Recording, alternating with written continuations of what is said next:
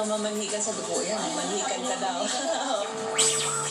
Almost 2 months since she entered the new chapter of her life, and Toni Gonzaga reveals that she is still adjusting and it may still take her quite a long time. Iba pa rin eh. I mean, masarap talaga yung buhay may asawa, tapos may bago ka ng bahay na inuuwian. Pero, syempre, hindi mo maaalis na 30 years ng buhay ko. Kasama ko yung tatlo kong housemate, ang mami at daddy ko, si Alex. Tapos biglang ngayon, isa na lang ang housemate ko.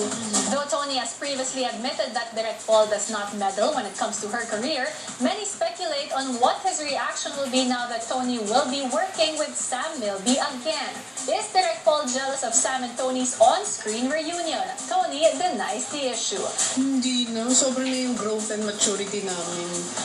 Both as individuals ni Sam, and we've also grown so much as a love team na alam na namin yung work, alam na namin yung personal life, kasi before, bata pa talaga kami, so hindi pa namin alam. Ngayon, super okay ang working relationship, super mas relax, mas comfortable, I guess siguro ganun talaga yun.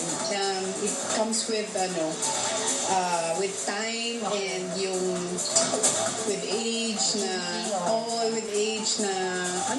very professional na kami. Toni also clarifies rumors saying that she and Direk Paul are arguing over financial matters. According to reports, Toni allegedly shared that she is the one managing their finances and that she only gives Paul a daily fixed allowance. Toni denies the issue. Hindi, kasi hindi man totoo yun. Yung issue na yun. Hindi ko siya binibigyan ng allowance. Hindi naman siya totoo. Parang siya, yung sinabi ko yun, kinakwento ko yun, parang sinabi ko kung paano ang mommy at daddy.